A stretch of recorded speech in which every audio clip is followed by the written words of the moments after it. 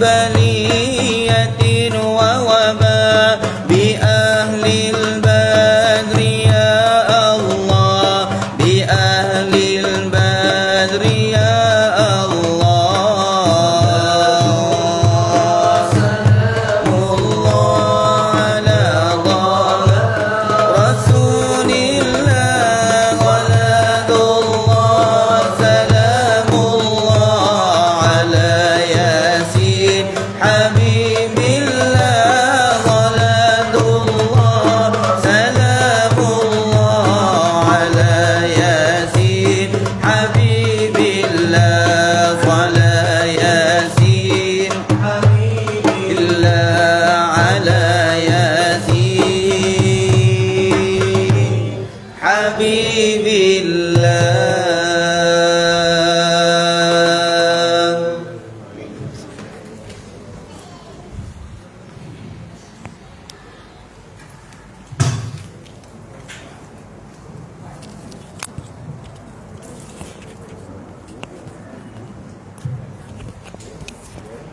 Ada buku 5 tak ada terus tak?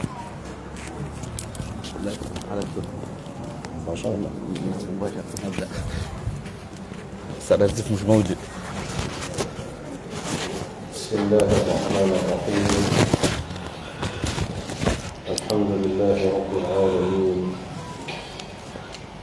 الحمد لله الذي بنعمته تتم الصالحات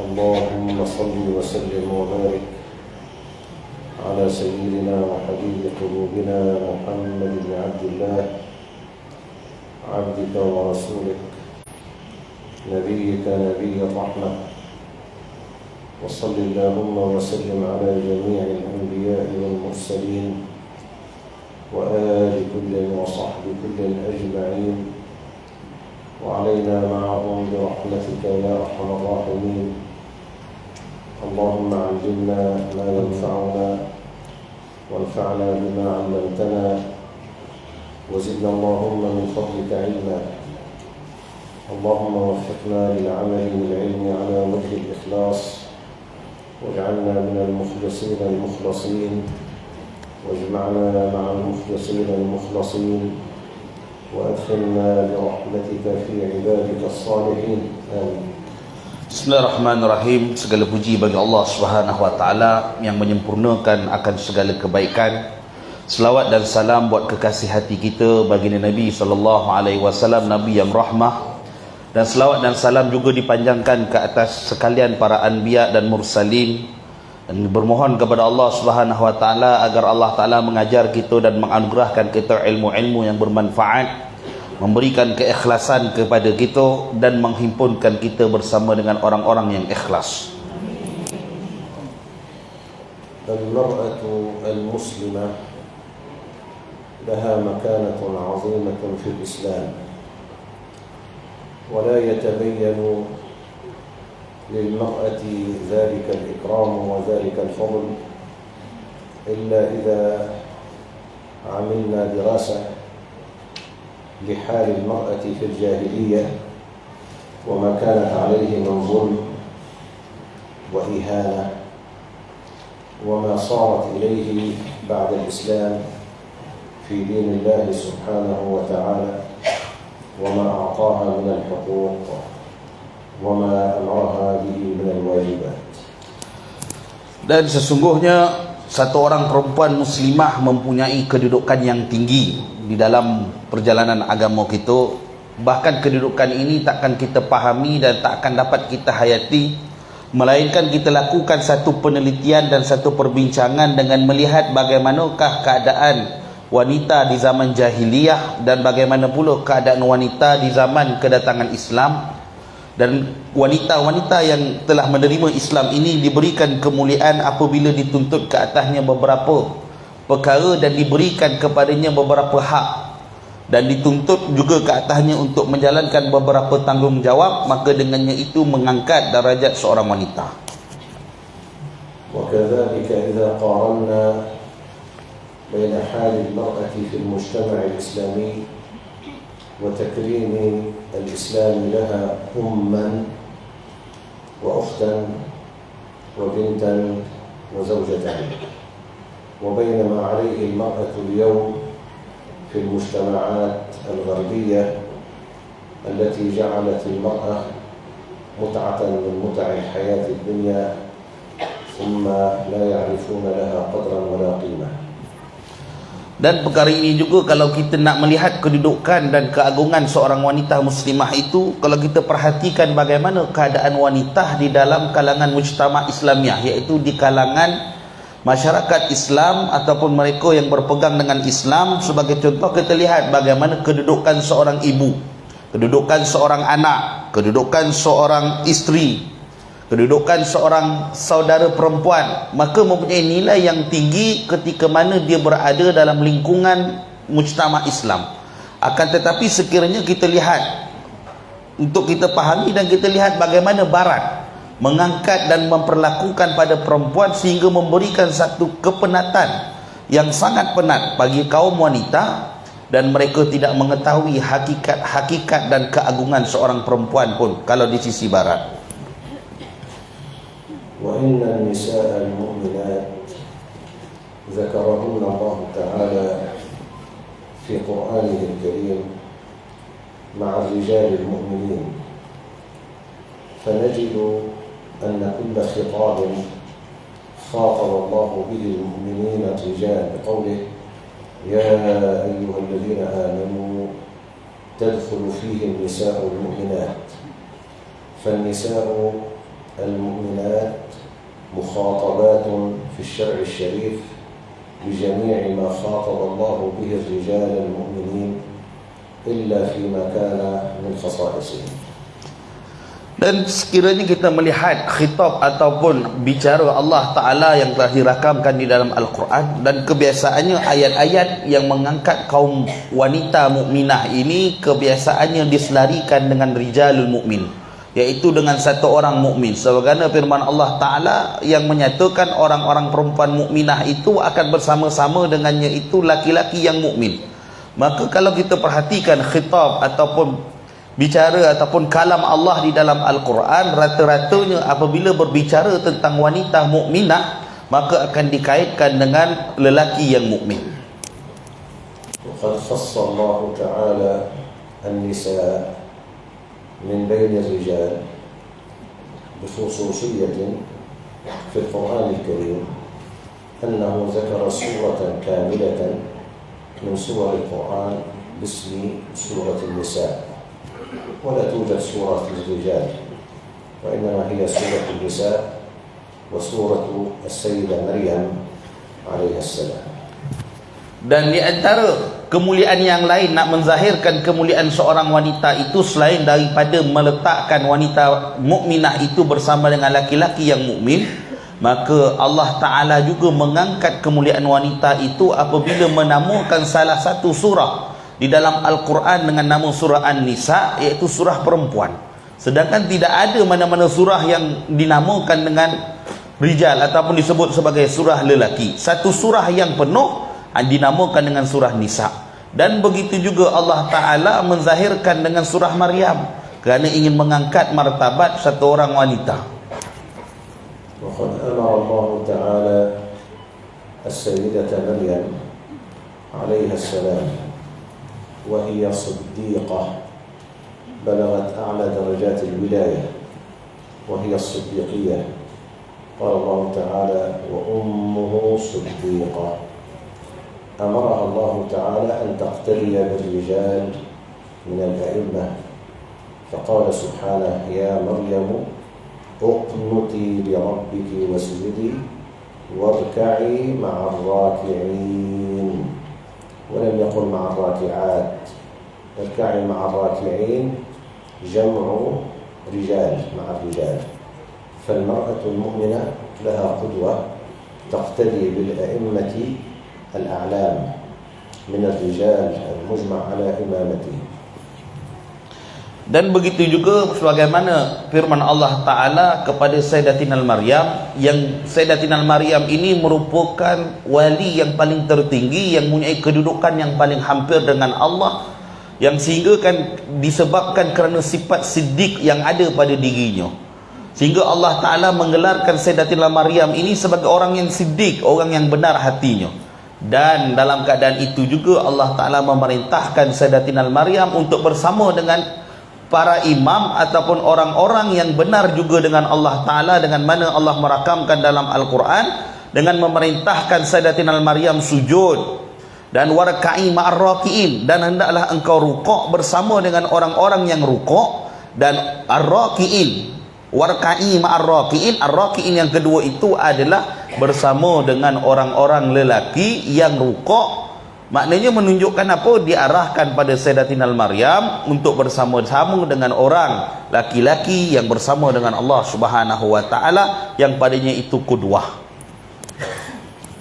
Wa abwabu al-hasanat wal khairat allati hiya lin-nisa wallati yaktasibna minha al-hasanat wad darajat 'inda Allah ربما تكون أكثر مما للرجال، لأن المرأة المؤمنة تجمع بين طاعة الله تعالى وطاعة الوالدين والبر بهما وطاعة الزوج وتربية الأولاد والقيام بشؤون المنزل. فهذه أبواب من الخير مفتحة لتدخل المرأة من خلالها إلى الله تعالى، إلى رضاء الله تعالى، وإلى الدرجات العالية في الجنة واكتساب مزيد الحسنات. Dan begitu juga Allah Ta'ala memuliakan orang perempuan ini yang mukminah dengan berikan beberapa jalan kebaikan. Bahkan kebaikan itu mengatasi orang laki-laki. Sebagai contoh, terhimpun pada satu orang wanita yang mukminah dituntut atasnya taat kepada Allah. Dan selain itu juga dituntut atasnya itu mengikut jalan taat kepada kedua ibu bapanya. Begitu juga taat kepada suaminya. Begitu juga mendidik anak merupakan tugas wanita. Dan kemudian dituntut pada wanita itu iaitu menguruskan hal-hal rumah tangga. Maka pintu-pintu kebaikan ini apabila dilalui oleh satu orang wanita mukminah, maka dia akan mendapat kedudukan yang tinggi di sisi Allah Subhanahu wa taala, yang dengannya itu dia boleh masuk ke dalam syurga Allah dan mencapai kedudukan yang tinggi dengan memasuki mana-mana pintu kebaikan yang telah kita sebutkan sebentar tadi. Wa min dhalika hadits Rasulullah sallallahu alaihi wasallam fi arba'ati ashya' amara biha al-mar'ata al-mu'minah. Faqala idza sallat المرأة خمسها، يعني الصلوات الخمس.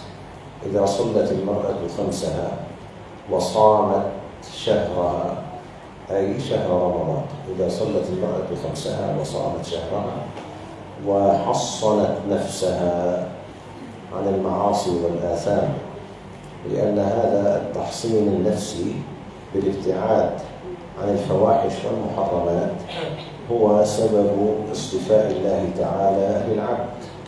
والله عز وجل قال للسيدة مريم عليه السلام: والتي أحصنت فرجها، أحصنت نفسها، نعم، فنفخنا فيها من روحنا وجعلناها وابنها آية للعالمين.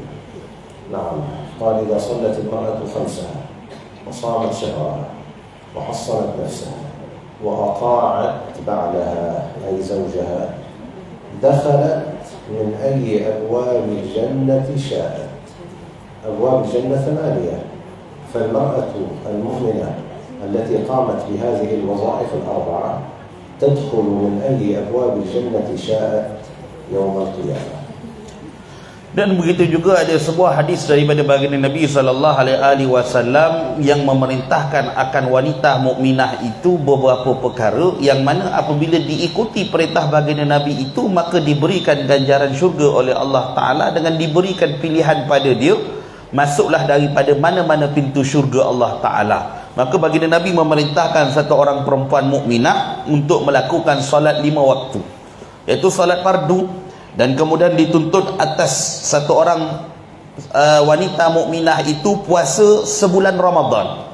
Dan kemudian dituntut untuk menjaga hasanah nafsaha, iaitu menjaga diri dia. Sebagaimana Allah Ta'ala sebutkan tentang Sayyidatina Maryam, Allah Ta'ala mengatakan Sayyidatina Maryam ini orang yang wa ahsanat farjaha, iaitu orang yang menjaga kehormatan dirinya. Maka menjaga kehormatan diri ini adalah menjauhkan diri daripada fawahish, iaitu menjauhkan diri daripada sebarang kemurkaan Allah, menjauhkan diri daripada sebarang maksiat. Dan yang keempat, Allah baginda Nabi sebut, iaitu mentaati akan suaminya. Maka ada 4 tuntutan Nabi pada satu orang wanita muslimah. Yang pertama, salat 5 waktu. Yang kedua, puasa bulan Ramadan. Yang ketiga, menjaga kehormatan diri. Dan yang keempat, taat kepada suaminya. Maka masuklah ia, kata baginda Nabi, dia pilih daripada pintu mana dia nak masuk ke syurga itu. Syurga itu Allah berikan 8 pintu. Akan tetapi wanita mukminah yang beramal dengan sabda Nabi SAW ini, maka dia boleh pilih untuk masuk ke dalam syurga daripada mana-mana pintu yang dia kehendaki. وهذه الأشياء الأربعة التي هي سبب دخول المرأة من أي أبواب الجنة شاءت تتوقف على تعلم المرأة وتفقهها في الدين، وهذا واجب شرعي. فالإسلام لا يقبل أن تبقى امرأة جاهلة في دينها، بل لا بد أن تتفقه وتتعلم. وقد قال النبي صلى الله عليه وسلم: طلب العلم فريضة على كل مسلم. قال علماء الفقه: أي ومسلمة.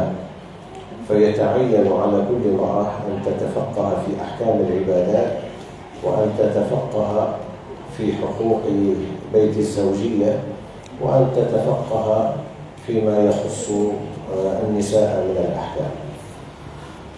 Dan anugerah ataupun perintah yang Nabi sebut tadi, yang menyebabkan satu orang wanita itu mukminah boleh masuk ke dalam mana-mana pintu syurga Allah Ta'ala itu, maka diikat juga dengan satu perkara yang lebih penting, iaitu hendaklah satu orang wanita mukminah itu sentiasa menuntut ilmu Allah Subhanahu wa Ta'ala. Kerana Islam melarang kejahilan, dan apa-apa daripada amal itu tidak mesti melalui pintu ilmu. Maka sesungguhnya baginda Nabi SAW telah bersabda, talabul ilmi faridatun ala kulli muslim. Maka para ulama fuqaha, baginda Nabi kata, sesungguhnya menuntut ilmu itu satu keparduan bagi orang muslim. Maka para ulama fiqh mengatakan termasuklah keparduan bagi orang muslimah, iaitu orang perempuan, bukan semata-mata pada lelaki tetapi pada perempuan. Maka hendaklah satu orang wanita mukminah itu menyibukkan diri dengan ilmu untuk menguasai beberapa perkara. Antaranya perkara yang berkaitan dengan ibadat dia, berkaitan dengan amalan-amalan harian dia. Dan hendak juga seorang wanita mukminah itu mempelajari akan tanggungjawab dan hak-hak menguruskan rumah tangga. فأول درجة من درجات سلوك المرأة إلى الله سبحانه وتعالى طلب العلم الشرعي.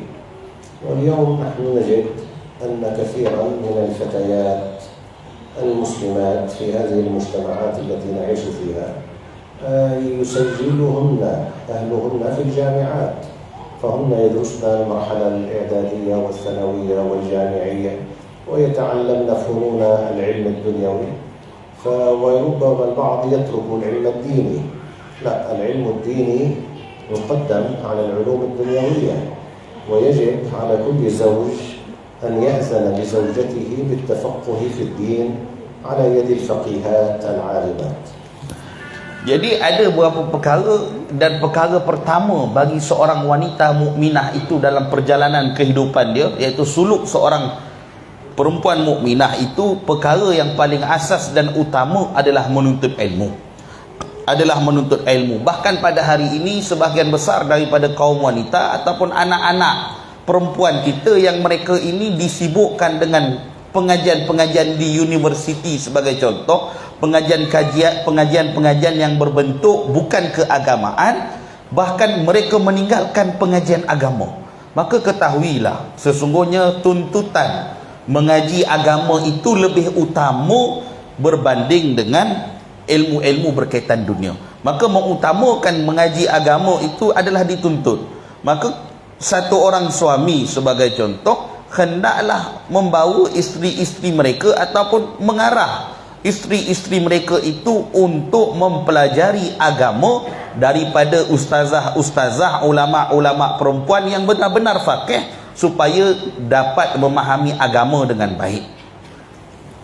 المرتبة الثانية بعد تفقهها في الدين القيام بالفرائض التي فرضها الله سبحانه وتعالى: الصلاة، الزكاة، الصيام، والحج، بشرط أن يكون معها زوج أو محرم. هذه الفرائض نعم يأتي بعدها رتبة أخرى، وهي بر الوالدين وطاعة الزوج وتربية الأولاد. هذه مقدمة على النوافل، وثوابها وأجرها عند الله سبحانه وتعالى أعظم من صلاة النافلة. فالمرأة لا تشتغل بالنافلة في حال مطالبتها بحق من حقوق الزوج، ولذلك لا تصوم المرأة صيام نفل وزوجها شاهد أي ليس مسافرا إلا بإذنه، لأن حق الوالدين وحق الزوج وحق الأولاد في التربية مقدم على النوافل. Dan martabat kedua yang perlu dilalui oleh satu orang wanita mukminah itu adalah melakukan segala faraid, iaitu segala perkara fardu. Maka perkara fardu itu sebagaimana kita pahami, iaitu sembahyangnya, puasa fardunya, zakatnya, dan menunaikan haji. Dan menunaikan haji ini dengan syarat sekiranya punya suami, maka dengan suami ataupun dengan mahram. Maka inilah yang dituntut akan pada martabat yang kedua ini. Dan selepas daripada melakukan faraid, segala kefarduan-kefarduan tersebut, maka ada beberapa perkara yang perlu diberikan perhatian. Antaranya, selepas kita lakukan faraid, dah jaga fardu-fardu tadi, maka hendaklah kita memberikan bir walidain, iaitu kita memberikan kebaikan dan kebajikan, menjalankan tanggungjawab terhadap ibu bapa kita. Dan yang seterusnya memberikan ketaatan kepada suami. Dan yang seterusnya adalah mendidik dan mentarbiah akan anak-anak. Maka inilah yang datang selepas daripada faraid. Selepas daripada amalan-amalan fardu, maka datang akan pada wanita mukminah itu birwalidain, dan kemudian taat suaminya, dan yang ketiga adalah mendidik akan anak-anaknya. Dan ketahuilah wahai wanita-wanita mukminah, sesungguhnya amalan yang tiga yang kita sebut, iaitu birwalidain dan taat suami dan tarbiyah anak, itu lebih tinggi tingkatnya daripada perkara-perkara sunat. Akan sebab itu tidaklah boleh akan satu orang perempuan melakukan puasa sunat dan ketika itu suaminya tidak bermusafir dengan maksud suaminya ada, maka melainkan dengan izin suaminya. Kenapa? Menghormati ibu bapa, memberikan kebaikan kebajikan pada ibu bapa, birwalidain, kemudian taat suami dan mendidik anak. Tiga perkara ini mengatasi akan segala amalan-amalan sunat. Maka berikan perhatian kepada perkara ini sebelum kita memberikan perhatian kepada amalan-amalan sunat dan ibadat sunat yang lain. وكذلك إذا كان للمرأة المسلمة قريبة من الأرحام أو جارة من الجارات أو سمعت بوجود مسلمة وهي كبيرة في السن، مسلمة أو غير مسلمة، إذا كانت كبيرة في السن أو كانت مريضة تحتاج إلى امرأة تخدمها في بيتها، فتبرعت وتطوعت المرأة المسلمة لخدمة الكبيرة في السن ولخدمة المريضة من أرحامها أو من المسلمات أو غير المسلمات. إذا أذن الزوج بذلك وخرجت المرأة من أجل هذه الغاية فهي في سبيل الله حتى ترجع، وهذا أفضل من صلاة النافلة كذلك. Dan begitu juga satu orang wanita mukminah apabila dia mendapati qaribah, iaitu kaum keluarga saudara mara dia ataupun jiran tetangga dia, ataupun ada orang kabiru fissin, iaitu orang yang lebih berumur, lebih tua, sama ada muslimah ataupun bukan muslimah, maknanya sama ada orang Islam ataupun bukan, tetapi mereka dalam keadaan sakit dan memerlukan kepada bantuan seorang perempuan, maka sekiranya satu orang perempuan pergi membantunya, maka perempuan itu akan dikira sebagai fi sabilillah dengan syarat izin suaminya tadi. Maka sama ada perempuan yang dia bantu itu muslimah ataupun bukan, dan perkara ini lebih baik dan lebih utama daripada amalan solat sunat, kerana dikira orang tersebut yang membantu kaum keluarganya yang sakit, ataupun jiran tetangganya yang sakit, ataupun orang yang tua, sama ada orang Islam ataupun tidak, tetapi berhajat kepada pertolongan daripada seorang perempuan, dan dia diberi izin oleh suaminya untuk pergi membantu, sepanjang itu dipanggil fi sabilillah. وكذلك جعل الشرع الشريف طاعة المرأة لزوجها وإدخال السرور عليه أعظم أجرا عند الله سبحانه وتعالى من الصلاة النافلة، وتعدل ما يفعله الرجال من الجمعة والجماعة والجهاد في سبيل الله. جاءت امرأة من الصحابيات الكريمات رضي الله عنهما إلى النبي صلى الله عليه وسلم، قالت: يا رسول الله، إن الله قد خص الرجال بالجمعة والجماعة والجهاد في سبيل الله، نعم، فما لنا نحن النساء؟ فقال النبي صلى الله عليه وسلم: إن حسن تبعل إحداكن لزوجها، أي تحبب المرأة إلى زوجها وخدمة المرأة لزوجها، يعدل ذلك كله، يعدل صلاة الرجال جمعة وجماعة وجهاد في سبيل الله، فيكون لها مثل أجور الرجال في الجمعة والجماعة والجهاد في سبيل الله إذا كانت تخدم زوجها وأولادها.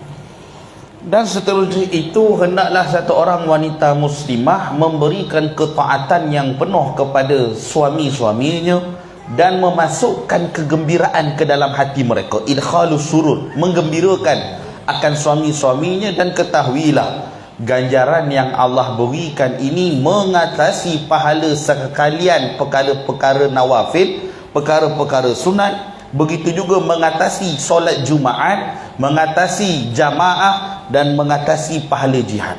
Satu orang sahabiat, satu orang sahabat perempuan datang bertemu baginda Nabi SAW, maka dia bertanya kepada baginda Nabi, ya Rasulullah, sesungguhnya Allah Ta'ala memberikan pada satu orang laki-laki dengan jihadnya, dengan ibadat Jumaatnya, dengan ibadat solat jamaahnya, maka apa yang kami orang perempuan dapat? Apa yang Allah berikan pada kami? Maka jawab baginda Nabi SAW, satu orang perempuan apabila dia berikan ketaatan kepada suaminya dan memasukkan kegembiraan, iaitu menggembirakan hati suaminya, maka ketahuilah dia telah menghimpunkan pahala-pahala solat, pahala Jumaat, pahala jamaah, dan begitu juga mengatasi akan pahala jihad, yang mana dia menghimpunkan kelebihan itu mengatasi orang laki-laki. Kenapa? Hanya kerana diberikan ketaatannya kepada sang suami dan menggembirakan hati suaminya. وَلْتَحْرِصْ الْمَرْأَةُ الْمُسْلِمَةُ على أن لا تبيت ليلة من الليالي إلا وزوجها عنها راض، ولتحذر أن تبيت ليلة من الليالي وزوجها عليها ساخط، أي غضبان منها، نعم، أي غضبان منها لتقصيرها في حقه. فقد قال النبي صلى الله عليه وسلم: أيما امرأة باتت وزوجها عليها ساخط لعنتها الملائكة حتى تصبح. واللعن هذا والعياذ بالله هو الطرد من رحمة الله، تلعنها الملائكة لأنها باتت وزوجها عليها ساخط.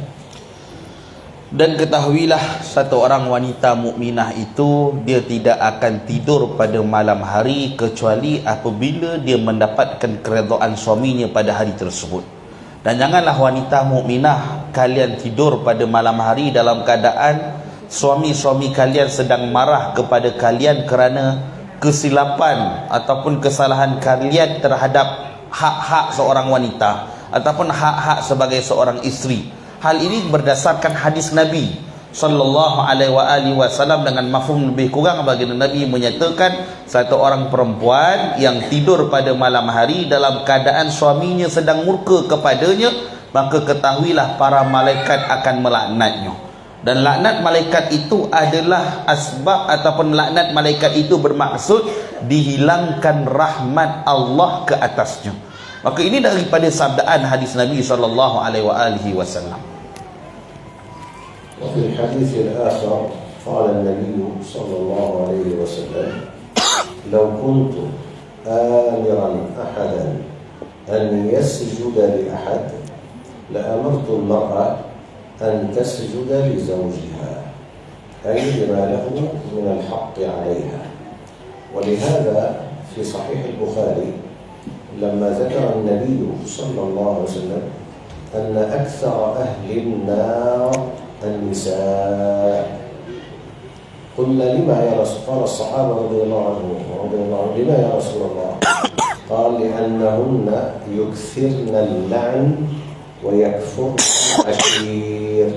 العشير هو الزوج، يكفرن نعمة الزوج ولا يعرفن قدره ولا يشكرن الله على هذه النعمة ويكثرن اللعن بألسنتهن والعياذ بالله.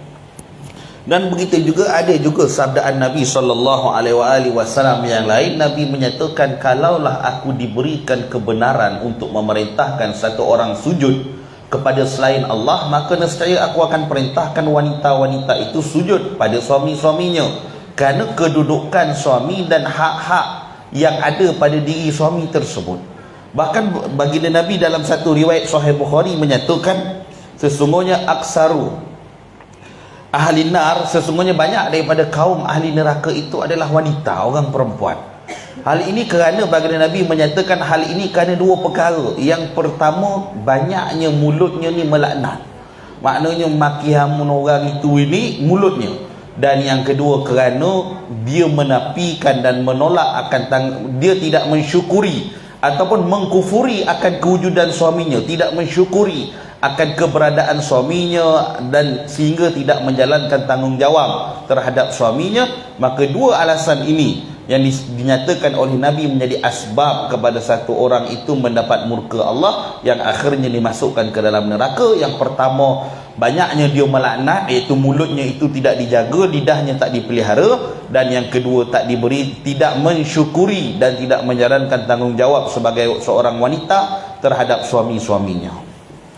وقد ذكر رسول الله صلى الله عليه وسلم من أهل الجنة امرأة عندما تفتح أبواب الجنة تحاول امرأة أن تسبقه وهي تزاحمه في منكبه، الأبواب هل تزاحم رسول الله صلى الله عليه وسلم، فيقولن من هي هذه؟ قال من هي هذه؟ قال امرأة تأيمت يعني مات زوجها وترك لها أولادا صغارا، فقامت على خدمة أولادها بعد وفاة زوجها. نعم، فهذه المرأة تسابق إلى أبواب الجنة وتزاحم رسول الله صلى الله عليه وسلم. Dan ada juga riwayat yang lain, dalam riwayat yang menyatakan tentang ahli syurga, ataupun ketika mana pintu syurga dibuka, dan maka berebut-rebutlah orang berada di hadapan pintu syurga, dan di hadapan sekali itu baginda Nabi SAW. Akan tetapi tiba-tiba ada satu orang wanita memotong segala barisan yang ada. Maka mereka bertanya, siapakah itu sehingga dia dapat bertemu dengan baginda Nabi, mengatasi barisan-barisan ataupun berebut tadi itu. Dia dapat pecut, dia dapat sampai ke depan dan bertemu dengan baginda Nabi. Maka ditanya, siapa wanita ini? Maka dijawab, wanita ini adalah wanita yang kematian suami. kemudian punya anak, dan dia menjalankan tanggungjawabnya mengkhidmati ataupun menjalankan tanggungjawab untuk membesarkan anaknya, memastikan didikan pada anaknya, maka dengan asbab itulah dia boleh memotong segala orang dan masuk bertemu dengan baginda Nabi untuk masuk ke dalam syurga, mengatasi orang-orang lain yang sedang beratur dan berebut ketika itu. وإذا خرجت المرأة من بيتها بإذن زوجها، تخرج من بيتها بإذن زوجها، لأنها لا يجوز لها الخروج من المنزل إذا كانت متزوجة إلا أن يأذن لها الزوج. نعم، فإذا خرجت المرأة من بيتها بإذن زوجها بأي غاية وغرض من التعلم والتعليم، نعم، وزيارة الأهل والأقارب وكذا، تخرج غير متزينة، فلا تضع على وجهها المساحيق التي تجملها، لأن هذه الزينة التي تكون للمرأة هي خاصة في بيتها. أما في الطرق العامة إذا خرجت المرأة لا تتزين أمام الرجال الأجانب. Dan begitu juga satu orang perempuan apabila ingin keluar daripada rumah, maka ketahuilah tidak layak seorang wanita itu keluar daripada rumah melainkan dengan izin suaminya. Dan Allah berikan ganjaran bila mana dia mendapat keizinan daripada suaminya, sama ada atas tujuan belajar, menuntut ilmu, ataupun dengan tujuan untuk menziarahi, ataupun apa-apa tujuan dan urusan, dengan syarat dia mendapat keizinan daripada suaminya, maka dia akan mendapat kemuliaan di sisi Allah, tetapi dengan syarat yang tambahan, iaitu tidak meletakkan sebarang ataupun berhias secantik-cantiknya, kerana perhiasan yang cantik yang diletakkan pada wajah seorang wanita itu hanyalah boleh dilakukan ketika berada di rumah di hadapan suaminya, bukan untuk dipamerkan di luar. Bukan untuk dipamerkan di luar. Jadi satu orang yang keluar dengan izin dan menjaga segala bentuk rupa perhiasan yang ada pada dirinya melainkan di hadapan suaminya, maka mereka ini juga mendapatkan syurga daripada Allah Ta'ala dan mendapatkan kemuliaan di sisi Allah Subhanahu wa Ta'ala. وكذلك لا تخرج من بيتها وهي متعطرة، لا تضع العطور والطيب على نفسها أو على ثيابها عند الخروج من البيت. ونحن قد رأينا ذات مرة عندما كنا في الحج في بيت الله الحرام مكة المكرمة، رأينا كثير من نساء شرق آسيا هنا قبل الحج، في موسم الحج كنا متحجبات ومتجلبات ولبسن لباس الإحرام، فبعد انتهائهن من يوم عرفة وتحللهن رجعت كل واحدة إلى زينتها، تزينت وتعطرت وصارت تمشي بالطرقات على هذه الشاكلة، فهذا لا يجوز. Dan selain daripada menanggalkan akan segala perhiasan muka, makeup dan sebagainya bila keluar rumah tadi itu, dan hendaklah satu orang wanita juga tidak menggunakan wangi-wangian kerana boleh menarik, dan wangi-wangian ini dilarang bagi satu orang wanita bila mana keluar daripada rumah.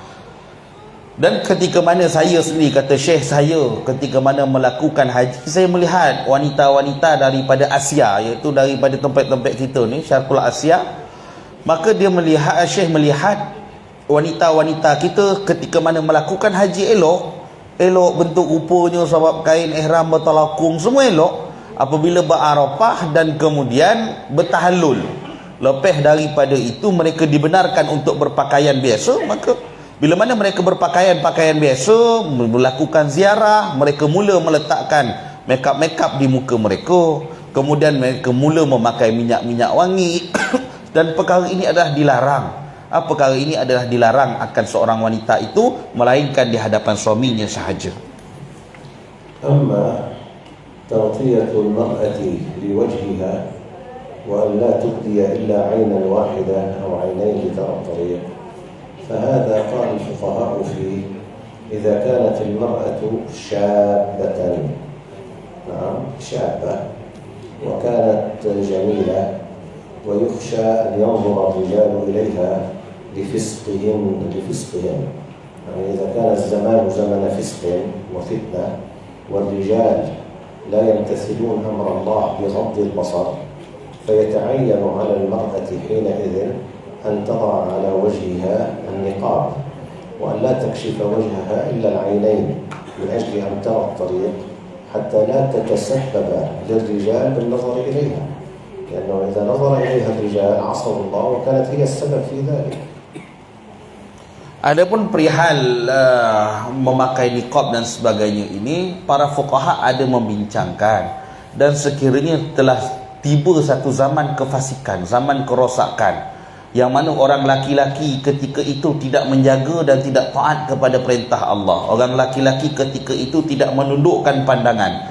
Ketika itu orang laki-laki jauh daripada agama, maka ketika itu dituntut akan wanita-wanita untuk menutup wajah mereka melainkan mata saja. Kenapa? Untuk mengelakkan daripada sebarang kerosakan, kerana pada zaman itu dah zaman kerosakan, maka dituntut, bahkan boleh jatuh kepada hukum wajib untuk memakainya bagi mengelakkan sebarang kerosakan, kerana pada zaman itu adalah zaman yang fasik, zaman yang rosak, dan laki-lakinya pun tidak taat kepada Allah, laki-lakinya tidak melaksanakan ghaddul basar, dan ketika itu diwajibkan atas wanita itu menutup wajah mereka dengan purdah ataupun niqab. وقد كان النقاب في عهد رسول الله صلى الله عليه وسلم. تقول السيدة عائشة رضي الله تعالى عنها وهي ذاهبة إلى أداء الحج: كنا إذا رأينا ركبا من الرجال سدلنا على وجوهنا النقاب، فإذا غادرنا الرجال رفعنا النقاب. نعم.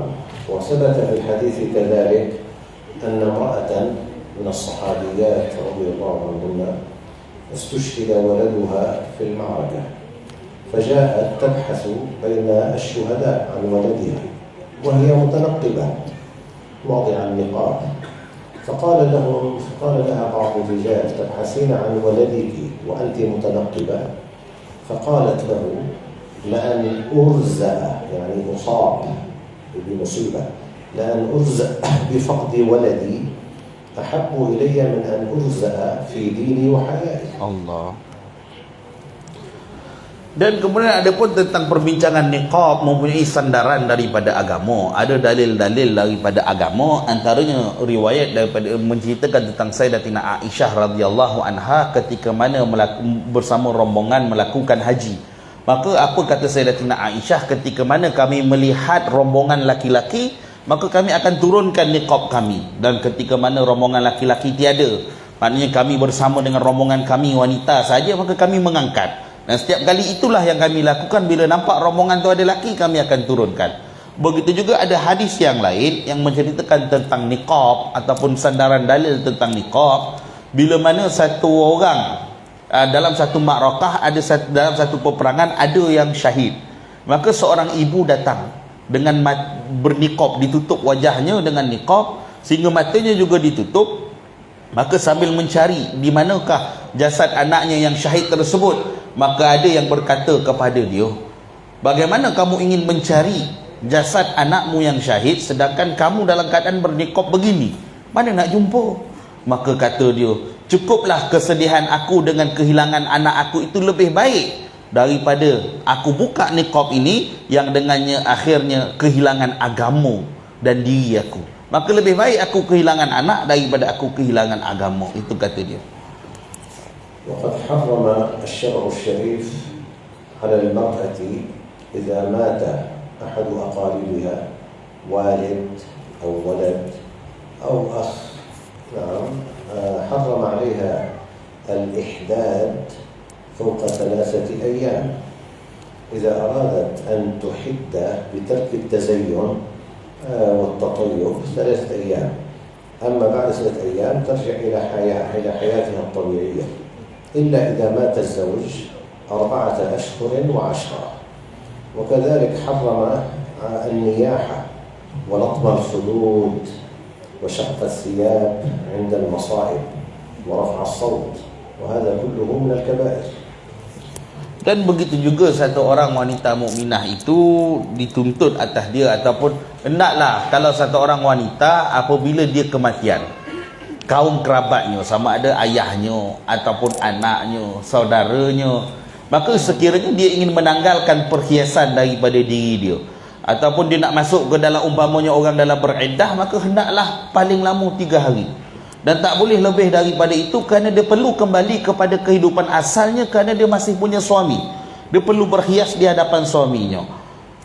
Dan sekiranya dia kematian suami, maka barulah dituntut atas dia untuk menanggalkan dan mengekang dirinya, menghilangkan segala apa, dan masuk ke dalam iddah selama 4 bulan 10 hari. Maka dituntut atas dia itu.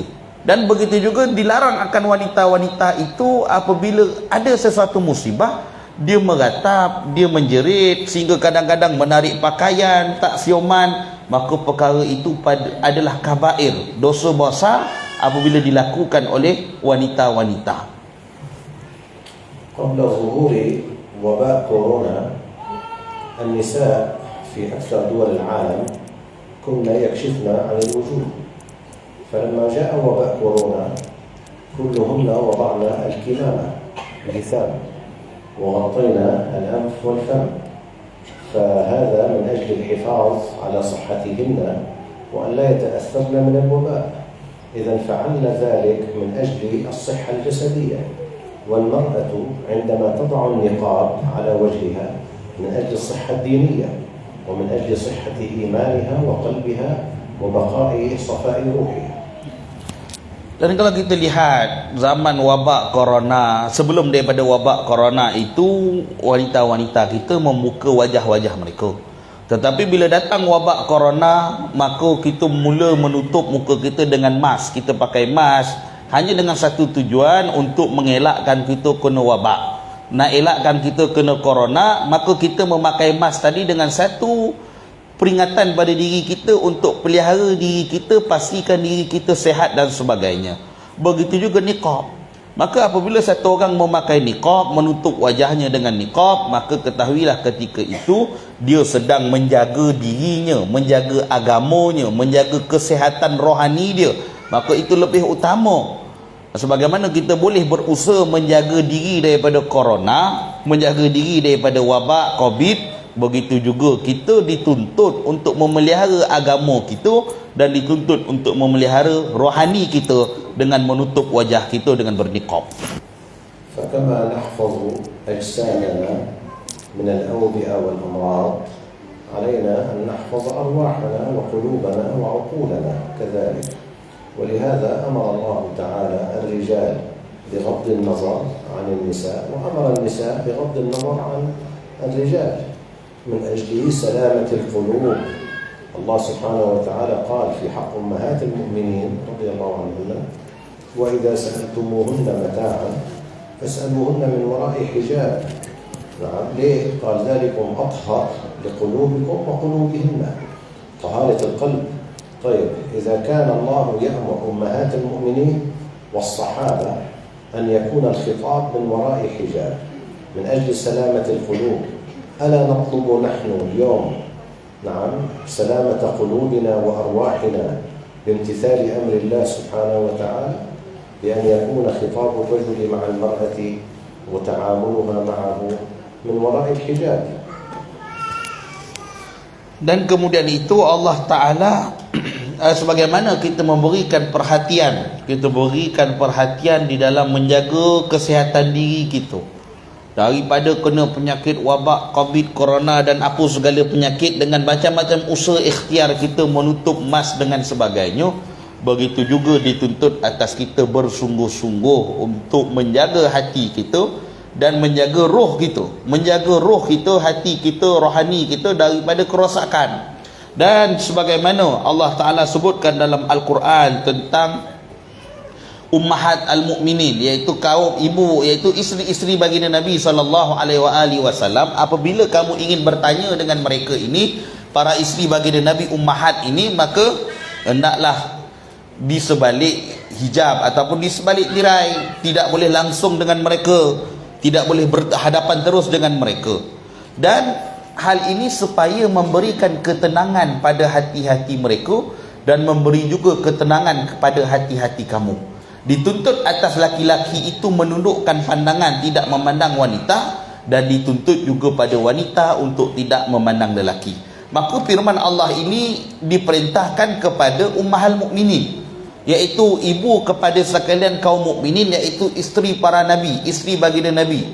Maka bagaimana keadaan kita? Kalaulah dituntut atas isteri-isteri nabi untuk menjaga hati mereka, apatah lagi kita juga dituntut untuk, lebih lagi dituntut untuk menjalankan tanggungjawab ini, kerana kita lebih jauh, kita lebih tak eloklah berangai berbanding dengan isteri-isteri Nabi SAW. Kemuliaan isteri Nabi lebih tinggi berbanding dengan kita. Maka isteri-isteri Nabi dituntut, maka kita juga sebenarnya dituntut. Kenapa? Untuk memberikan ketenangan hati kepada kita dan memberi ketenangan hati pada kaum lelaki juga. ومما تنصح به المرأة المسلمة الإكثار من ذكر الله تعالى، بأن تجعل لنفسها وردا من الذكر كل يوم 100 مرة أستغفر الله وأتوب إليه، 100 مرة سبحان الله والحمد لله ولا إله إلا الله والله أكبر، 100 مرة سبحان الله العظيم وبحمده، 100 مرة الصلاة على النبي صلى الله عليه وسلم، 100 مرة لا حول ولا قوة إلا بالله العلي العظيم. وهي في شغلها في بيتها تشغل لسانها بذكر الله تعالى.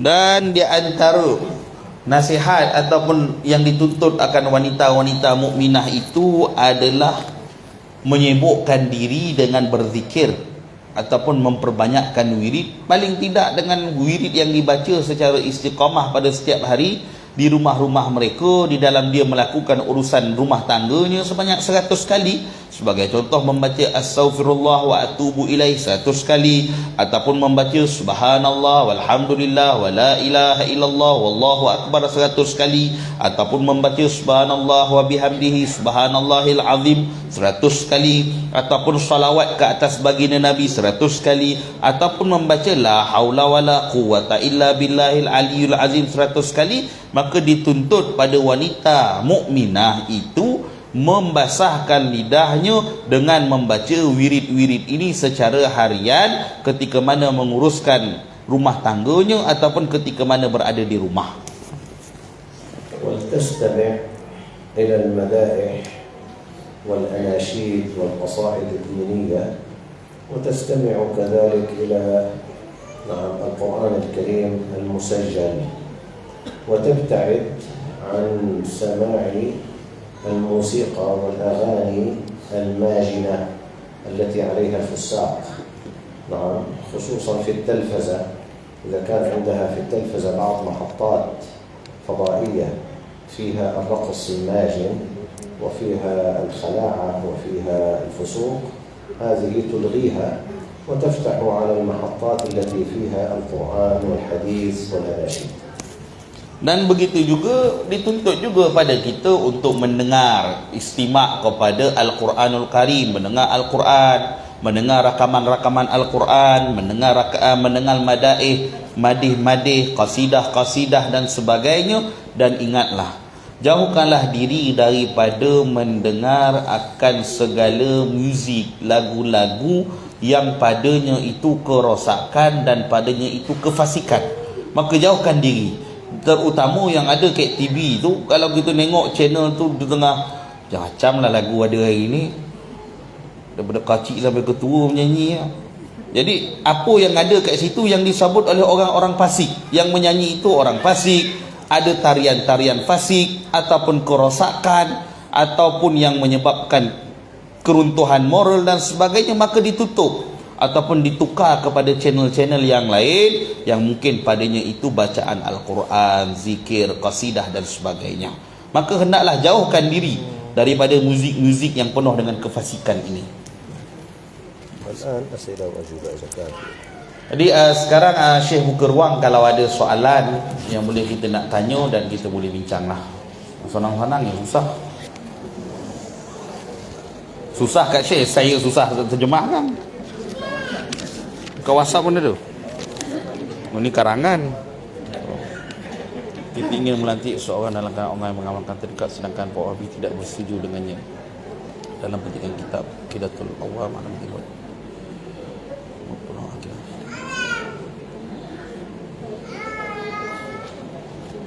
Jadi saya nakal ba'dul as'ilah masalah soal dalam petikan kitab masalah fi kitab Aqidatul Awam. Fi kitab Aqidatul Awam yaqul wajib 'alal mukallaf an ta'lim khamsunal aqaid ma adillah tafsiliyan wa ijmaliyan. Wasu'al ma makna al-wajib huna. Jadi soalan yang pertama ni saya baca ni lah. Kalau ada soalan terlepas tu saya minta maaf lah ibu-ibu yo. Sebab ada setengah soalan tu boleh tengok macam soalan-soalan berkaitan tarikat dan sebagainya kita boleh dapati dalam rakaman-rakaman sebelum ni. Saya ada bincang soalan tarikat sebelum ni. Kadang-kadang soalan tu sama, bukan saya tak nak baca, tapi beri laluan soalan yang lain, insya-Allah. Sakyuk boleh jawab nanti. Jadi dalam petikan kitab Aqidatul Awam, wajib bagi setiap seorang Islam lelaki dan perempuan mengetahui 50 akidah serta dalilnya yang bersifat ijmali dan tafsili. Maka soalan saya, apakah maksud wajib yang terdapat dalam perkataan tersebut dalam kitab tersebut? كلمتا الشهادتين أشهد أن لا إله إلا الله وأشهد أن سيدنا محمد رسول الله صلى الله عليه وسلم. هاتان الشهادتان يشتملان على 50 عقيدة 50 وبعضهم يجعل 63 كذلك. فلا بد للمسلم والمسلمة أن يعلموا مضمون الشهادتين وما فيهما من العقائد، وأن يعلموا لكل عقيدة دليلها النقلي والعقلي. حينئذ يرتقي من كونه مسلما إلى كونه مؤمنا إذا علم، لأن الله تعالى قال فاعلم أنه لا إله إلا الله. وإذا كانت المرأة أو الرجل قد أوتي قدرة على النظر والاستدلال يتعلم الأدلة. أما إذا لم يؤتى قدرة على النظر والاستدلال نعم فيكفي الدليل الإجمالي، يكفي الدليل الإجمالي ويكفي أن يعتقد أن الله تعالى ليس كمثله شيء، وكل ما خطر ببالك فهو من وهمك وخيالك والله بخلاف ذلك، لأن الله لا يدخل تحت التصور والتخيل ولا يحتاج إلى زمان ولا يجري عليه زمان ولا يحتاج إلى محل ومكان. Jadi jawapan Syekh yang pertama sekali kalimah syahadah, syahadatain, asyhadu an la ilaha illallah wa asyhadu anna muhammadar rasulullah, sebenarnya terhimpun pada dua perkataan ini akidah yang sebenar, iaitu sebagian ulama kata 50 akidah, 50 cabang, dan sebagian lain mengatakan 63. Maka dalam syahadah la asyhadu an la ilaha illallah wa asyhadu anna muhammadur rasulullah, maka dia terhimpun akan sekalian akidah tersebut. Bagi satu orang yang menguasai dan memahami akidah ini, maka dia berpindah dari peringkat seorang muslim kepada mukmin. Hal ini berdasarkan firman Allah Ta'ala fa'lam annahu la ilaha illallah. Maka bila dia boleh faham 50 akidah ataupun 63 akidah ini, maka dia duduk pada maqam yang kedua sebagai mukmin. Adapun bagi orang yang ada an-nazar wastidlal, dia mampu mengkaji dan dia mampu menguasai, dia mampu mendapatkan dalil-dalil, maka hendaklah dia mempelajari akidah itu secara tafsili, secara terperinci. Setiapnya dia tahu dalil, dia tahu hujah, dia tahu sandaran. Tetapi bagi satu orang yang tidak ada kemampuan itu, dia tidak mampu nazar dan istidlal, dia tak ada satu keupayaan nak mengkaji secara mendalam, dia tak boleh nak sampai ke tahap itu, maka memada dia memahami secara ijmali dengan dua perkara. Yang pertama, laisa kamislihi syai', sesungguhnya Allah itu tidak serupa bentuk dengan mana-mana makhluk, adalah mustahil Allah itu bersama seperti dengan makhluk dalam apa keadaan sekalipun. Dan yang kedua adalah dia memahami dan meyakini Allah Ta'ala itu tidak ada padanya masa dan tidak ada padanya tempat. Sebab itu kaedah mengatakan mahma tasawwarta bibalik, bila mana engkau berkhayal ataupun berfikir ataupun menyifatkan Allah dengan satu sifat yang kau boleh fikir, mungkin dan mungkin, fallahu khilafu dzalik, maka ketahuilah segala khayalan-khayalan itu Allah adalah mustahil dengan apa yang engkau fikirkan. Maka bagi satu orang yang mampu ada nazar dan istidlal, maka dia kena tahu secara tafsili, maknanya dia kena tahu secara dalil, pendalilan-pendalilan dan penghujahan. Tetapi bagi orang yang tidak mampu, tidak ada nazar dan istidlal, tidak boleh masuk ke dalam itu secara menyeluruh, memada dia faham dua benda, Allah laisa kamitslihi syai', tak sama dengan makhluk.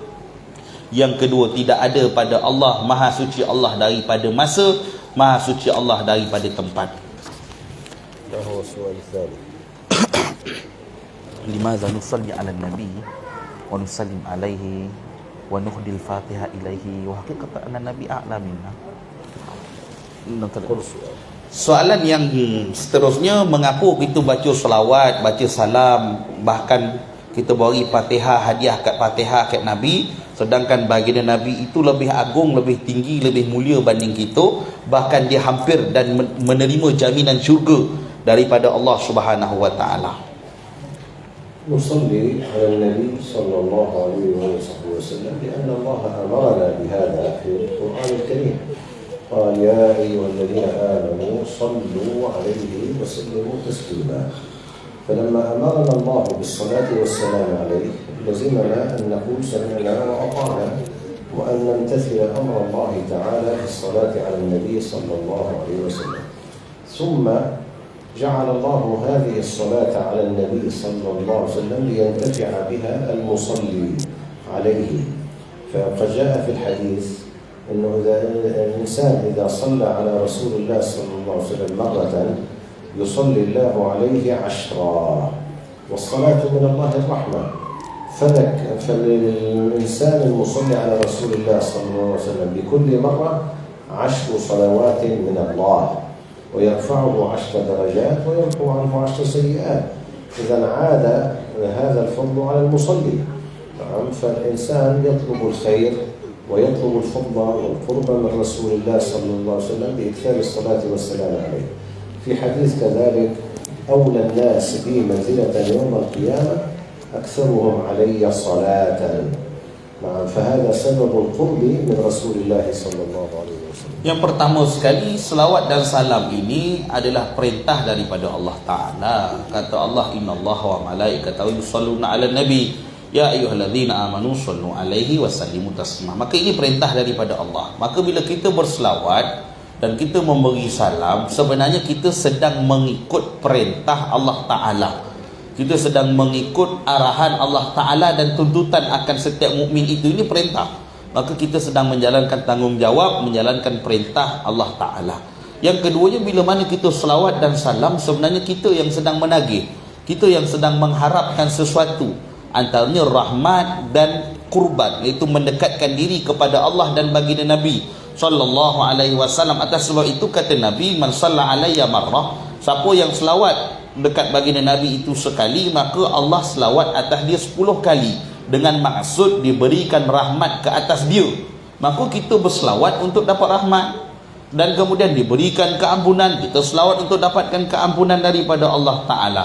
Bahkan kita nak dapatkan kedudukan di hari kiamat, kerana baginda Nabi kata, manzilah pada hari kiamat, orang yang paling hampir dengan aku di hari kiamat adalah orang yang banyaknya salawat.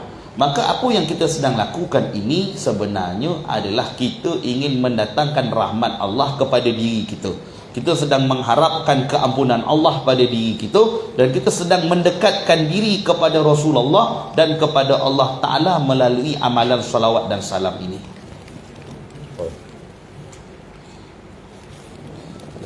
Fil kalimah wa kullu ma jaza alaihi al-adam alaihi qat'an yastahilul qidam. Hadha min kitab Sadruf. Nah. هذا من جوهرة التوحيد. وكل ما جاز عليه العدم عليه قطعا يستحيل القدم. الآن الممكنات كل ما سوى الله سبحانه وتعالى من الإنسان والكون من حوله بجميع ما فيه. نعم. فهذا يجوز عليه العدم. كان في العدم ثم أوجده الله سبحانه وتعالى ورجح وجوده على عدمه السابق، فسبق بعدم وهو الآن في حالة الفناء، نعم، وبعد ذلك ينتقل بالموت إلى البرزخ الآخر. فالكون والإنسان ليس قديما، لأن صفة القدم لله وحده، أما ما عدا الله فهو حادث وممكن من الممكنات، نعم، فهذا يدل على أنه ليس قديما. الموجودات الإمكانية من الإنسان وغيره في الكون ليسوا شركاء لله في القدم، الذي انفرد بالقدم هو الله سبحانه وتعالى. Jadi ada soalan ini yang bertanya tentang minta huraian wa kullu ma jaza alaihi al-adam alaihi qat'an yastahilul qidam, tentang satu matan yang berjauh haratul tauhid yang menyatakan semua yang jaz itu adalah adam, barang yang tiada. Semua yang mungkin ada, boleh ada, itu adalah barang yang sebenarnya adam. Maka disebut oleh Fadilatul Syekh, sesungguhnya setiap kejadian yang ada selain daripada Allah ini dia muncul daripada tiada, daripada tiada kepada ada. Maka sebab itu kata dalam kitab Jauhar ini disebut semua perkara itu daripada tiada kemudian diadakan oleh Allah, kerana dia makhluk. Maka kemudian dia adalah perkara mungkin, perkara yang harus untuk diadakan dia ataupun tiada, dan dia ini juga tidak ada sifat baqa, maka dia menuju kepada adam, dia menuju kepada tiada, dan mereka layak untuk terima tiada. Adapun adapun Allah Ta'ala, adanya itu adalah qidam.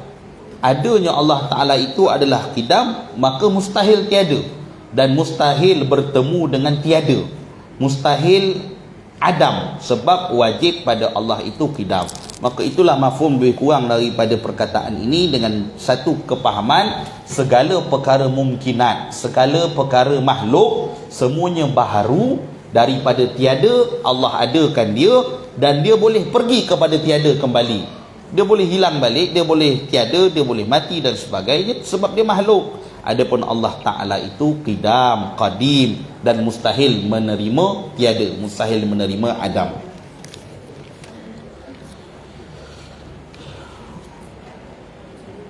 Sini soal istighasah bighair. إذا قلت له شوف شاهد اللقاءنا الماضي.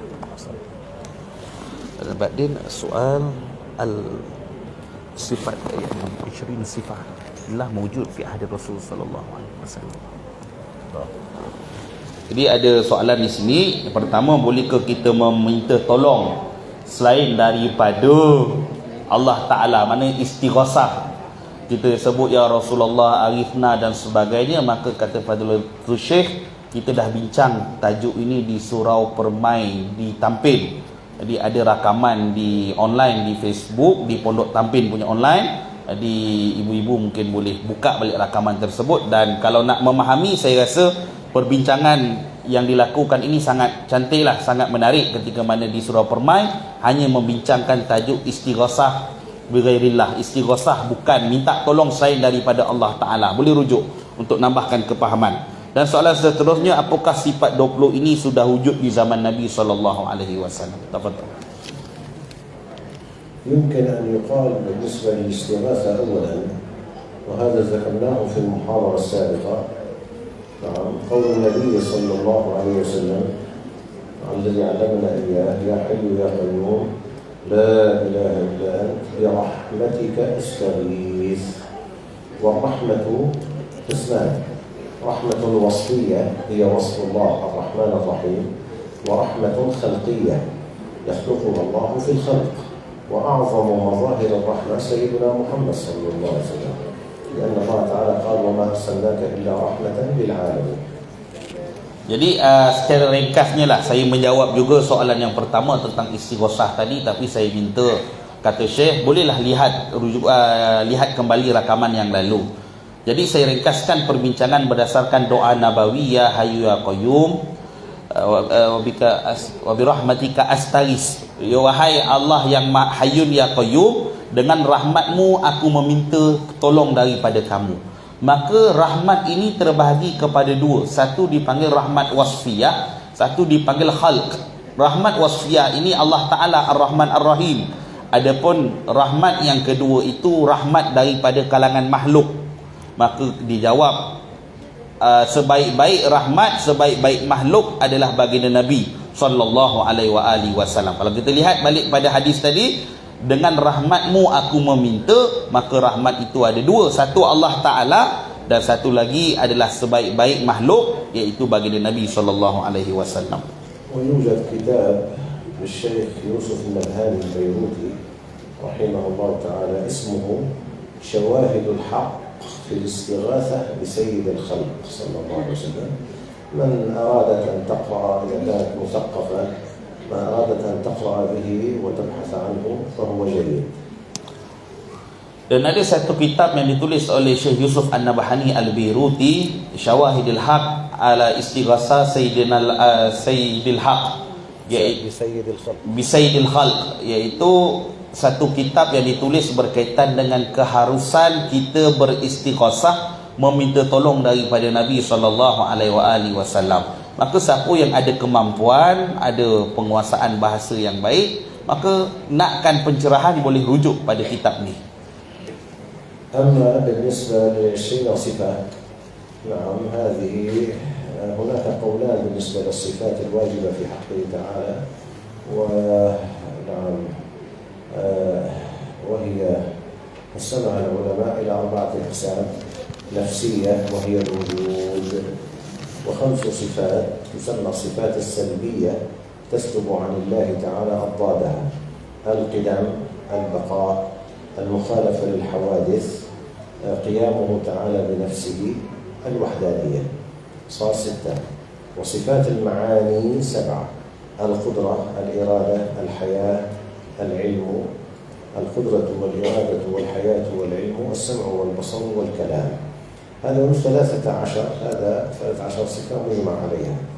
ثم أضاف العلماء 7 تسمى صفات المعنوية، وهي كونه تعالى قادرا، مريدا، عالما، حيا، سميعا، بصيرا، متكلما. فصار المجموع 20 صفة. نعم هذه الصفات قامت الأدلة في القرآن وفي السنة وفي العقل على اتصاف الله تعالى وأنها مما يجب له، من هذه للتبعير، لأن الواجب في حق الله كل كمال، وكمالات الله لا نهاية لها، ولكن الذي أجمعت عليه العقول السليمة ووردت فيه الأدلة في الكتاب والسنة هي نعم هذه الصفات العشرية. Jadi adapun tentang soalan sifat 20 ini, sebenarnya sifat 20 ini dipecahkan oleh ulama kepada beberapa pecahan. Yang pertama sifat nafsiyah, iaitu sifat wujud. Kemudian sifat salbiyah, iaitu Allah bersifat dengan lawan, dari menafikan lawan. Sebagai contoh, Allah Ta'ala bersifat dengan qidam, baqa, mukhalafatul lil hawadisi, qiyamu binafsihi, wahdaniyah. Maka 5 sifat ini duduk dalam kategori salbiyah, maka lawan dia itu ternafi pada Allah Ta'ala. Kemudian sifat ma'ani, qudrah, iradah, ilmun, hayyun, sama', basar, jumlahnya adalah 13. Kemudian ini disepakati oleh semua ulama-ulama lah, bilangannya adalah 13. Akan tetapi sebagian ulama menambah sifat lain dengan namanya maknawiyah, qadiran, muridan, aliman, hayyan, sami'an, basiran, mutakalliman, yang mengulangi sifat ma'ani. Maka ketahuilah sifat-sifat 20 ini mempunyai sandaran daripada Al-Quran, daripada sunnah, hadis, dan selari dengan akal, selari dengan kepahaman akal.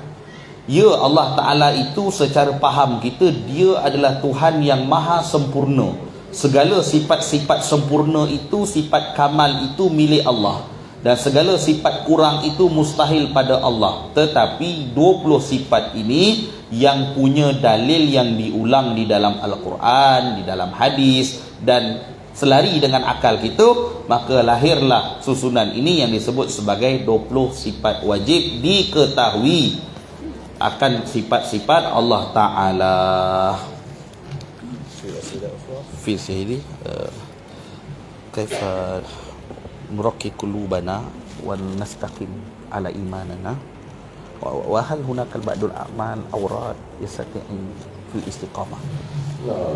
ترقيق القلوب والاستقامة من أعظم أسبابها الإكثار من ذكر الله تعالى، كما قلنا في الوصية أن تكثر المرأة من ذكر الله تعالى، وخصوصا كلمة التوحيد لا إله إلا الله لا إله إلا الله، كل يوم تكررها 500 أو 1000 مرة، فلها أنوار عظيمة في ترقيق القلب وفي استقامة العبد. Dan Bismillah. Bismillah. Bismillah. Bismillah. Jadi kata Syekh, untuk meningkatkan amal, untuk istiqamah dengan amal, untuk membimbing hati, maka antara zikir wirid yang boleh kita lazimi adalah la ilaha illallah. La ilaha illallah, la ilaha illallah. Mungkin kita boleh baca sehari 500 kali atau 1000 kali, kerana pada la ilaha illallah itu ada rahsia tersendiri yang padanya akan menyebabkan hati kita mendapat nur, cahaya, yang dengannya itu akan membimbing kita, meningkatkan kedudukan hati kita dan membawa kita kepada istiqamah. Maka boleh diamalkan la ilaha illallah itu mungkin 500, mungkin 1000 kali. شو السؤال الآخر؟ السؤال حول الفقه سيدنا، حول الفقه، يعني istri mati توفي المرأة زوجها، بعدين ولها واجبات، مثلا أرسل أبنائها إلى المدرسة، اشتري بعض الغراض والأمور من الدكان، وكيف هذا؟ هل يصح؟ وثانيا هل يجوز على أقاربه أن يأتي إليه في بيته وهي يعني ضيوف خدمة عليها؟ المرأة إذا توفي زوجها ولا يوجد لها أولاد كبار ولا إخوة يأتون لها بالأغراض والحوائج من المحلات، يجوز لها أن تخرج نهارا، يجوز لها أن تخرج نهارا من أجل أن تأتي بالأغراض إلى بيتها فيما تحتاجه، لا مانع من خروجها نهارا إذا لم يوجد رجل يأتيها بالأغراض. وإذا توفي زوجها وكانت في العدة وجاءها الأقارب إن كانوا رجالا أجانب، نعم، لا ضرورة للظهور أمامهن إلا وهي متحجبة، نعم، ولا تجلس معهم. Jadi Allahumma salli ala Muhammad. Jadi seterusnya soalan berkaitan dengan satu orang yang kematian suami dan dia perlu melakukan urusan kedai, perlu melakukan urusan menghantar anak dan sebagainya, maka kata Syekh harus baginya sekiranya tidak ada yang boleh membantu, maka dia harus untuk keluar bergerak, tapi dengan syarat-syarat sebagai seorang wanita dalam iddah dan di siang hari. Di siang hari. Adapun sekiranya saudara maranya datang ke rumah, maka hendaklah dia menjaga adab-adab dan peraturan sebagai seorang yang kematian suami, dan tidaklah berlama-lama, terutamanya bila datang lelaki dan sebagainya, tetapi dengan syarat yang datang itu adalah mahram ataupun kaum keluarga dia yang datang kepada dia. Dan saya rasa pada saya ini soalan yang terakhir lah kot, boleh ya, insyaAllah. Baki nanti insyaAllah lah kemudian jemput lagi akan datang. Qultu lahum ahli al-as'ila akhirah idza turid an tasal marhajan biiznillah.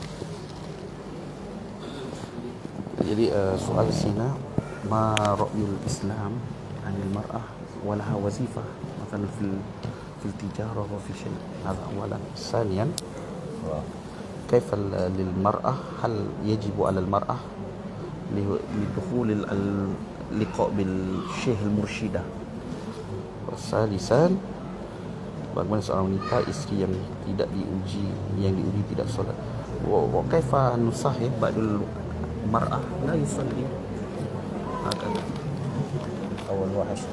Awal anil ma ra'a al-Islam wazifah al-mar'ah wal hal wazifah. يجوز للمرأة المسلمة أن تتوظف في أي وظيفة، نعم، سواء كانت من وظائف النساء الخاصة أو أن تشترك، نعم، في وظائف الرجال بشرط عدم الاختلاط وعدم التبرج، لا مانع، وكذلك برضا الزوج إذا كانت متزوجة. فالإسلام لا يمنع من عمل المرأة خارج بيتها ضمن الشروط الشرعية. Jadi soalan pertama tentang wanita yang berkerjaya, maka bagaimana pandangan Islam tentang wanita berkerjaya? Maka jawab Syekh, tidak ada sebarang larangan daripada agama. Wanita boleh berkerjaya, boleh bekerja, sama ada bekerja di tempat khas untuk wanita sahaja ataupun bekerja pada apa-apa sektor dengan syarat dia menjaga tata susila sebagai seorang wanita. Dan yang kedua, sekiranya dia ada suami, dia mendapat keizinan daripada suami, maka tidak ada larangan Islam terhadap seorang wanita yang berkerjaya. Anil syekhah mursyidah, mursyid lil mar'ah. المرشد ولا المرشدة؟ المرشد أو المرشدة للمرأة. نعم، يجوز للمرأة المسلمة أن يكون لها مرشدة من النساء اللواتي حصلن على إجازة في القرآن أو في الحديث أو في إحدى الطرق. لا مانع من أن تتخذ المرأة شيخة لها ومرشدة بشرط أن لا تعطل الواجبات التي أمر الشرع بها في بيتها ومع زوجها ووالديها. Jadi ada pun tentang soalan selanjutnya tentang kewajipan wanita punyai guru. Maka ialah kita dah sebut guru perlu ada pada wanita, itu wajib atas perempuan belajar juga menuntut ilmu. Adapun satu orang yang bertemu dengan guru-guru mursyidah, iaitu guru-guru daripada kalangan orang perempuan, itu lebih utama bagi mereka untuk mengambil sanad-sanad yang ada padanya, sanad Al-Quran dan sebagainya, tetapi dengan syarat tidak mengabaikan tanggungjawab dia di rumah dan tidak mengabaikan suaminya. Apabila dia belajar ataupun dia duduk di hadapan guru-guru mursyidah, maka hendaklah dia memastikan hak-hak dia dapat ditunaikan dengan baik, terutama hak dengan suami dan perihal rumah tangga, hal-hal rumah tangga. Soal akhir, ini nasihat lil mar'ah la yusalli.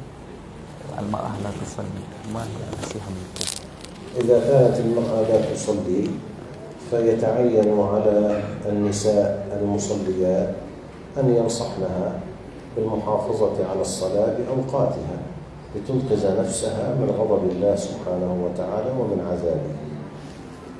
بعدين سيدي لو كان الزوج ابتلى عليه الزوجة غير الصلاة وإذا كانت الزوجة لا تصلي وهي مقرة بالصلاة لأن الصلاة فرض وليست جاحدة فهي عاصية مرتكبة كبيرة، أو هذا لا يؤثر على صحة عقد الزواج. نعم، فيجوز له إبقاءها عنده مع نصيحته المتكررة لها أن تصلي. وذنبها ذنبها عليها. Jadi kemudiannya tentang satu orang yang diuji, sama ada diuji dengan wanita ataupun isteri yang tidak solat, tak ramah sembahyang dan sebagainya. Yang pertama sekali, sekiranya dia tidak sembahyang itu bukan dia memerangi sembahyang, maknanya dia tak menafikan keperluan sembahyang, tapi dia punya malih tadi nak sembahyang, dia tak nak sembahyang, tak suka sembahyang. Pertama sekali, hubungan suami isteri itu tidak rosak, iaitu masih lagi suami isteri, tidak terbatal pun akad pernikahan dia. Yang kedua, hendaklah diberikan nasihat yang berterusan kepada isterinya ataupun mungkin wanita-wanita di sekeliling kita juga yang tak sembahyang, hendaklah kita berikan nasihat yang berterusan kepadanya dengan membincangkan perihal solat, kelebihan solat dan sebagainya. Dan adapun sebagai seorang wanita pada suami, isterinya tak sembahyang, suaminya suruh nasihat-nasihat, dan dosa isteri tidak akan dipikul oleh suami. Bila mana suami dah perintahkan isteri sembahyang tapi isteri tak sembahyang, tak solat, maka dosa perempuan isteri itu pada isteri tersebut dan bukanlah di bahu suaminya. Wassallallahu wasallam ala sayyidina wa habibina Muhammad wa ala alihi wa ashabihi ajma'in. Allahumma rabbana taqabbal minna wa min ikhwanina wa akhawatina hadha al-majlis. Amin. Wa ma kana fihi واجعل فيه فرجا وفتحا ونصرا وتوفيقا وتأييدا وإمدادا وشفاء وعافية ورزقا وحفظا ونورا وسرورا وبركة ومغفرة عامة شاملة لنا ولمن حضر معنا ولوالدينا ووالديهم وأشياخنا وأشياخهم وعلماء المسلمين آمين وإخواننا وأحبابنا في الله وجميع أهل لا إله إلا الله. آمين اللهم واجعل مثل الثواب في صحائفنا وصحائفهم أجمعين. آمين. جزا الله عنا سيدنا محمد صلى الله عليه وسلم ما هو وأهله. جزا الله عنا نبينا محمد صلى الله عليه وسلم ما هو وأهله. جزا الله عنا حبيبنا محمد صلى الله عليه وسلم ما هو أهله. سبحان ربك رب العزة عما يصفون وسلام على المرسلين والحمد لله رب العالمين. وجزا الله عنا والدينا وأشياخنا وعلماء المسلمين وإخواننا في الله والله تعالى أهله. ربنا تقبل منا ببركة القرآن العظيم والفاتحة. الرحمن الرحيم مالك يوم الدين إياك نعبد وإياك نستعين اهدنا الصراط المستقيم صراط الذين أنعمت عليهم غير Jadi Fadilatul Syekh menutup dengan doa, mohon Allah menerima amal kita, kebaikan kita, diberikan kesembuhan dan diberikan kebaikan-kebaikan kepada kita, mereka yang tak hadir, kepada keluarga, ibu ayah, guru-guru dan sekalian umat Islam seluruhnya lah. Dan saya mohon maaf di atas kurang lebih dalam terjemah. Wallahu a'lam. قل لهن لا ينسيانني من الدعاء وأن يدعوا لبلاد الشام واليمن وبلاد المسلمين أن يفرج الله عنهم. Dan pesan Syekh kepada wanita-wanita semua, jangan lupa untuk mendoakan Ahlul Syam, Ahlul Yaman agar Allah berikan kepada Syam, Yaman pembebasan, kemenangan, kebaikan kepada mereka. Dan jangan lupakan Syekh dalam doa kalian, insya-Allah. إن شاء الله يا رب والحمد لله رب العالمين.